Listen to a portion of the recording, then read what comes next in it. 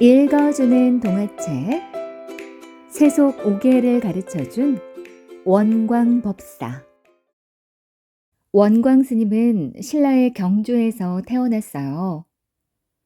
본래의 성이 설씨였던 스님은 부처님의 말씀을 공부하기로 결심한 후 30살이 되자 스스로 도를 닦고자 경주의 삼기산으로 들어갔답니다.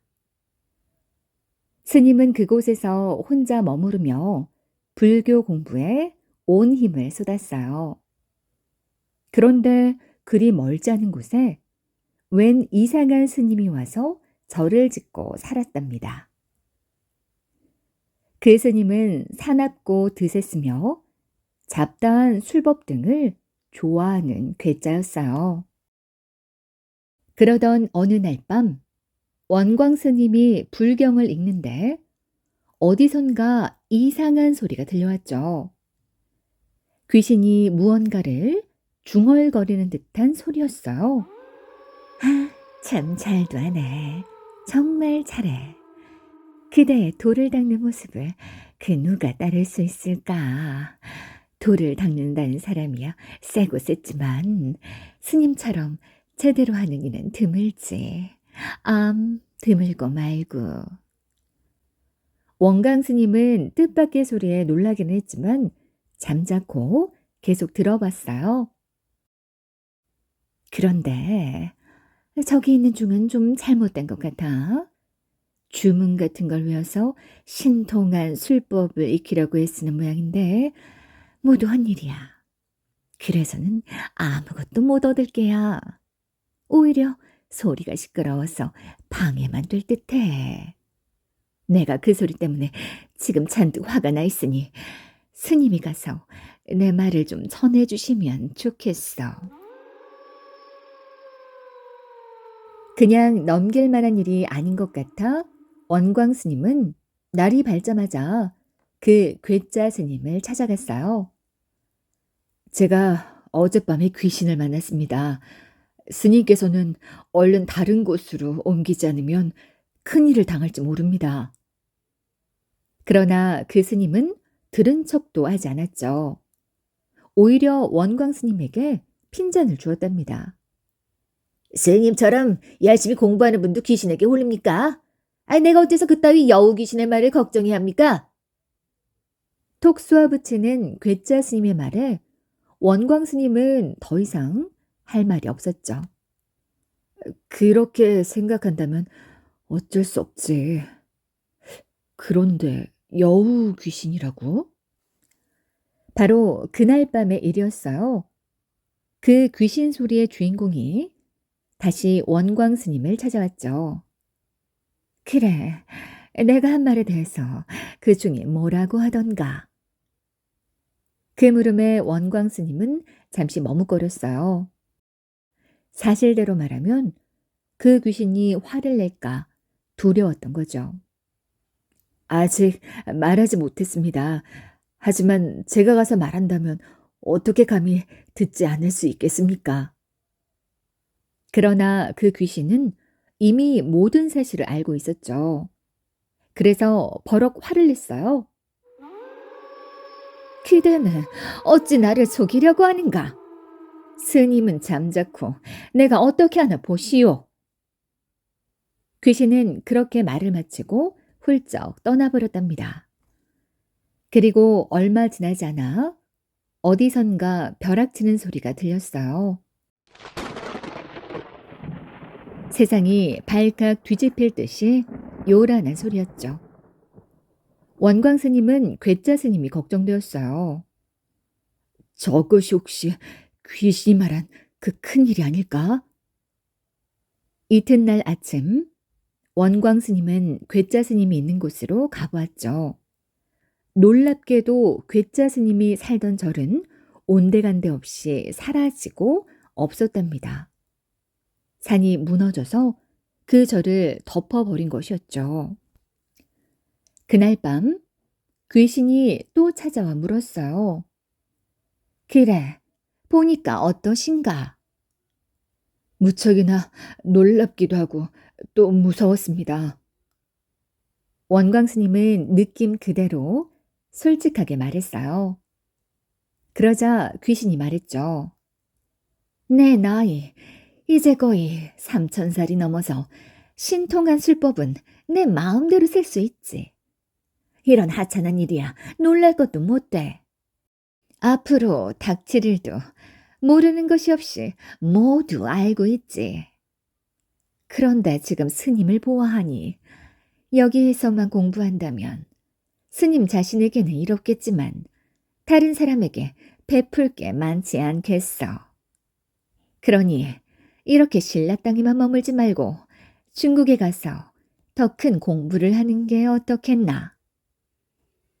그러면 신라에서 헤매고 있는 불쌍한 중생들을 더 많이 구제할 수 있을 것도 같은데 말이야. 원광 스님 역시 진작부터 그런 생각이 간절했어요.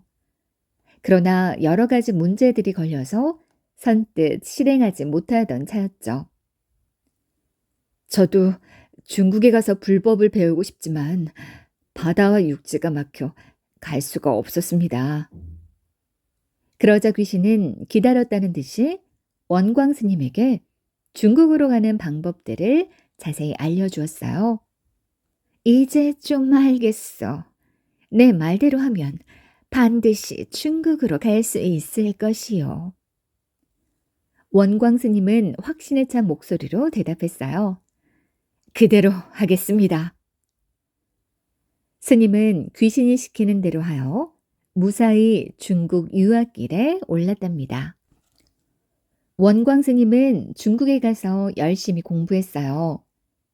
11년 동안이나 머물며 불교는 물론 유교에 이르기까지 폭넓은 지식을 쌓았답니다.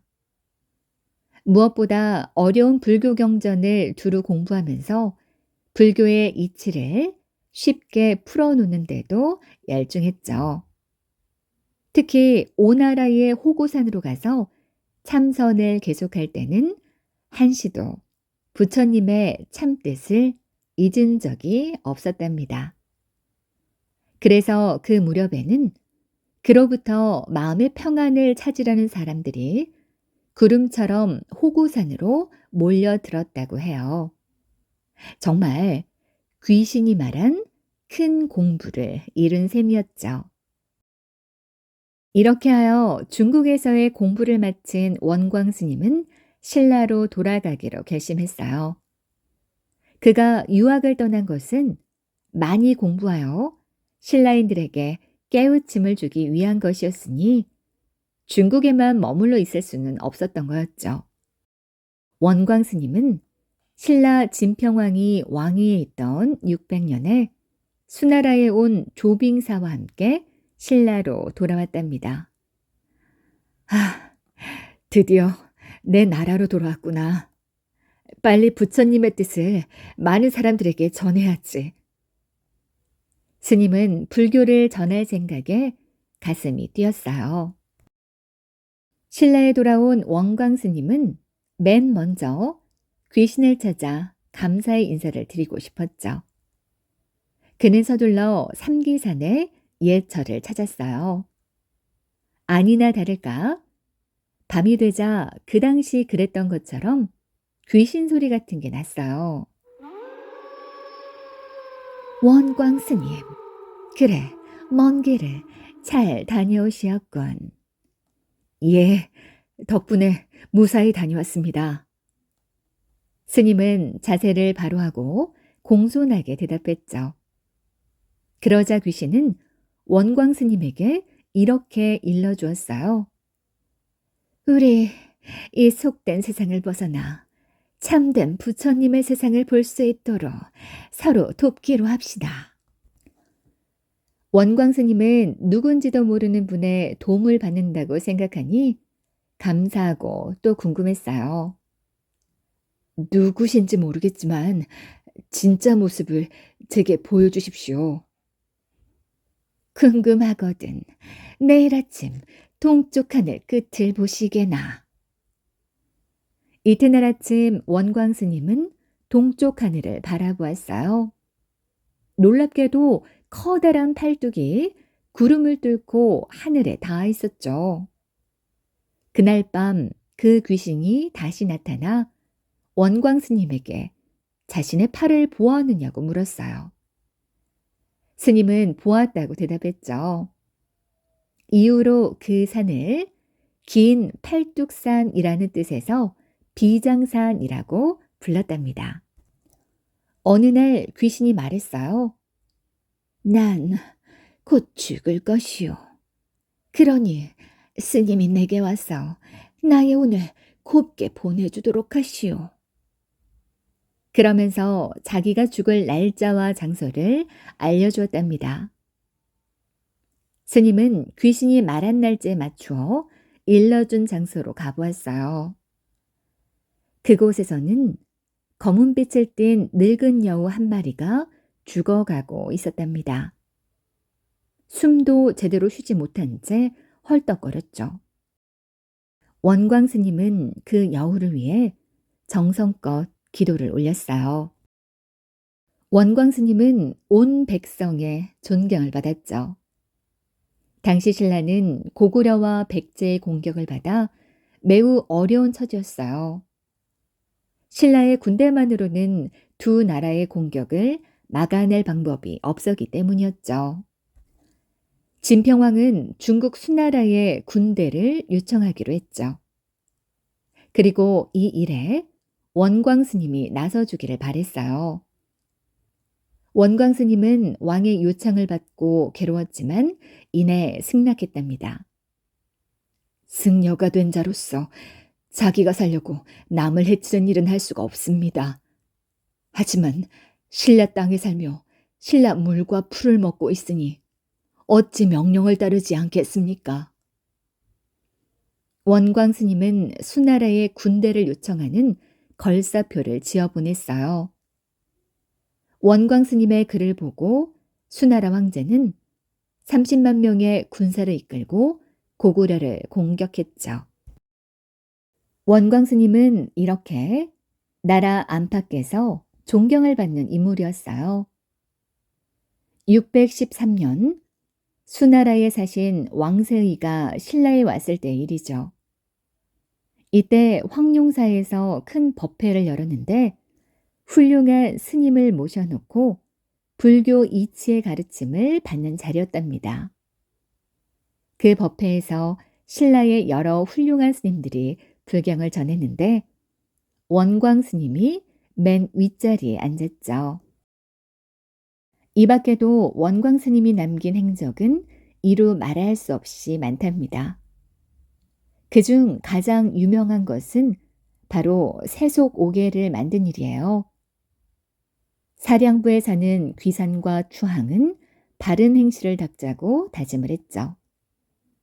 그래서 원광 스님을 찾아가 세상을 살면서 지켜야 할 것이 무엇인지 물었어요. 그러자 스님은 다음과 같은 5가지 지켜야 할 계율을 알려주었답니다. 첫째, 임금에게 충성을 다하고, 둘째, 효도로서 부모를 섬기며, 셋째, 믿음으로써 친구를 사귀고, 넷째, 전쟁터에 나아가서는 물러서지 말며, 다섯째, 함부로 살생을 해서는 안 된다.